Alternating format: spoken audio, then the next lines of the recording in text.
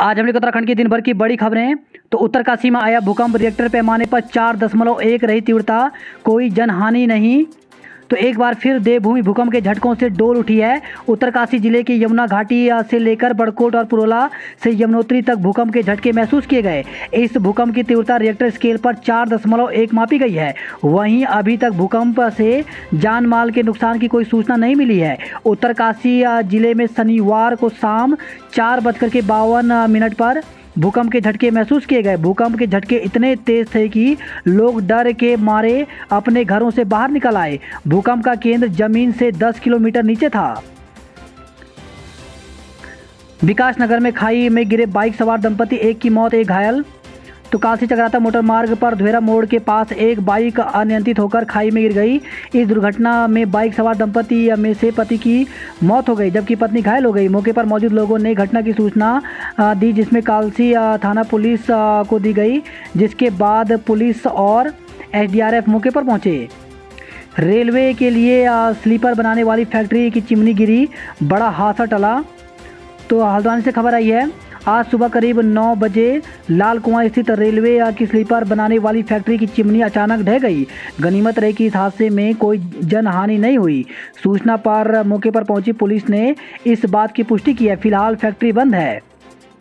वही खबर है, टास्क फोर्स ने ज्वेलर्स की दुकान में काम कर रहे नाबालिग को कराया मुक्त, दुकानदार पर मुकदमा दर्ज।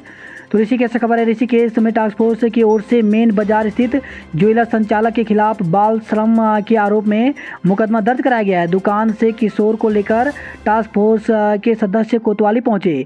यहां मौजूद प्रभारी निरीक्षक रवि सैनी को पूरे मामले की जानकारी दी। नैनीताल की नदियों में जमकर हो रहा अवैध खनन, विभाग ने 32 करोड़ का जुर्माना वसूला। तो हल्द्वानी में नदियों में खनन सत्र शुरू होते ही अवैध खनन का खेल शुरू हो गया है। प्रशासन द्वारा अवैध खनन के खिलाफ लगातार अभियान चलाकर कार्रवाई की जा रही है। इसके बाद भी खनन माफिया अवैध खनन करने से बाज नहीं आ रहे हैं।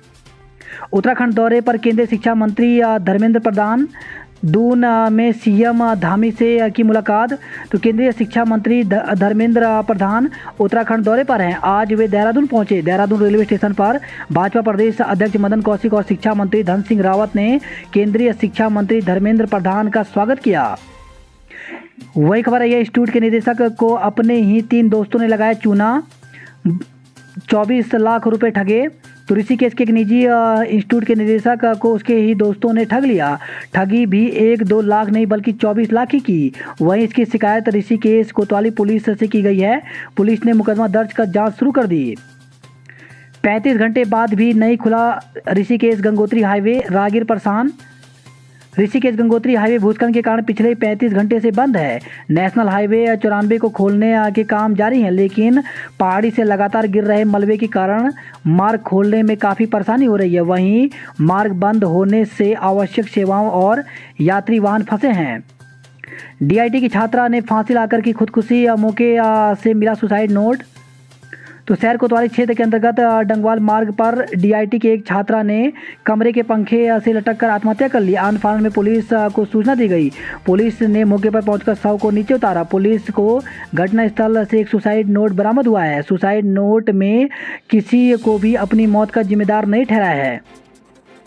चारधाम यात्रा पहली बार यात्रियों की होगी जियो टैगिंग, शंकराचार्य की समाधि होगी आकर्षण का केंद्र। तो चारधाम यात्रा में इस बार केदारनाथ मंदिर के बगल में बनी आदि गुरु शंकराचार्य की समाधि आकर्षण का केंद्र रहेगी। पर्यटन सचिव दिलीप जावलकर ने बताया कि केदारनाथ धाम में जाने वाले सभी श्रद्धालु आदि गुरु शंकराचार्य की समाधि के भी दर्शन कर सकेंगे। चारधाम यात्रा को सुगम बनाने के लिए पहली बार शासन ने रजिस्ट्रेशन अनिवार्य किया है। साथ ही यात्रियों को जियो टैगिंग भी की जाएगी। उत्तराखंड में लागू होगी नई शिक्षा नीति, रोजगार परक शिक्षा को मिलेगा बढ़ावा। तो देहरादून पहुंचे केंद्रीय शिक्षा मंत्री धर्मेंद्र प्रधान ने नई शिक्षा नीति को लेकर जानकारी दी।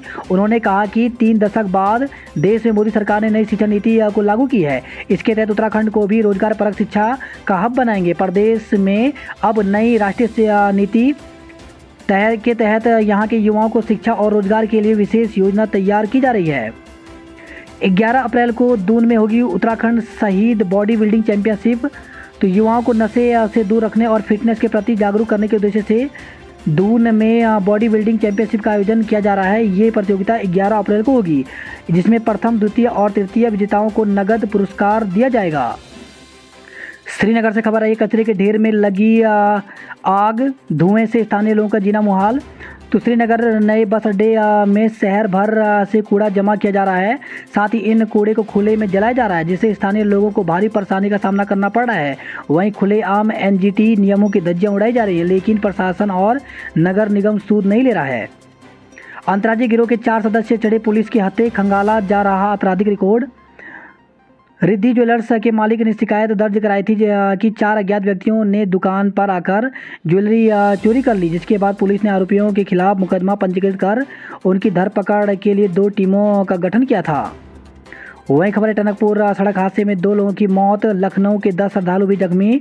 तो उत्तराखंड के चंपावत जिले में बड़ा हादसा हो गया है। इस हादसे में 2 लोगों की मौके पर मौत हो गई, वहीं लखनऊ के 10 श्रद्धालु घायल हो गए। इनमें से कुछ की हालत गंभीर बनी हुई है। सभी श्रद्धालु मां पूर्णागिरि के दर्शन करने जा रहे थे, तभी बीच रास्ते में यह हादसा हो गया। वहीं हल्द्वानी से खबर है, कैंसर हॉस्पिटल के पास के जंगल में लगी आग, धुएं से मरीजों की बड़ी दिक्कतें।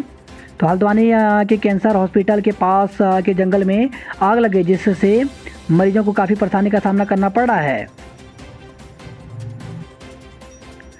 पीटसैंण में 23 अप्रैल को धूमधाम से मनाया जाएगा क्रांति दिवस। कैबिनेट मंत्री ने सीएम धामी को दिया निमंत्रण। तो पेशावर कांड के महानायक वीरचंद सिंह गढ़वाली की जन्मभूमि पीटसैंण में आगामी 23 अप्रैल 2022 को क्रांति दिवस धूमधाम से मनाया जाएगा। वीरचंद सिंह गढ़वाली जन विकास समिति के तत्वाधान में पीटसैंण में भव्य मेले के आयोजन भी किया जाएगा। चाकू लेकर श्रीनगर की गलियों में दौड़ता रहा नशेड़ी, लोगों की सांसें अटकी। तो श्रीनगर में एक युवक हाथ में धारदार चाकू लेकर सड़कों पर दौड़ता रहा। युवक को देख लोग भी डर गए। बताया जा रहा है कि आरोपी युवक नशे का आदी है और नशे में ही चाकू लेकर दौड़ता रहा। वहीं खबर है, रुड़की से अस्थियां विसर्जित कर लौट रहे चाचा भतीजे की बाइक फिसली, एक की मौत। तो हरिद्वार जिले के रुड़की में शनिवार को सड़क हादसे में एक युवक की मौत हो गई। वहीं मृतक के चाचा गंभीर रूप से घायल हो गए, जिनका रुड़की सिविल अस्पताल में इलाज चल रहा है। दोनों अपने रिश्तेदार की अस्थियां गंगा में विसर्जित कर घर लौट रहे थे। रुद्रपुर में अवैध कॉलोनी पर चला प्राधिकरण डंडा, बिजली के पोल और सड़क को किया ध्वस्त। तो रुद्रपुर में बिना नक्शे के हो रहे अवैध कॉलोनी निर्माण पर प्राधिकरण का डंडा चला है। फुलसुंगा के पास प्राधिकरण ने अवैध कॉलोनी में लगाए गए बिजली के पोल और सड़कों का ध्वस्तीकरण किया।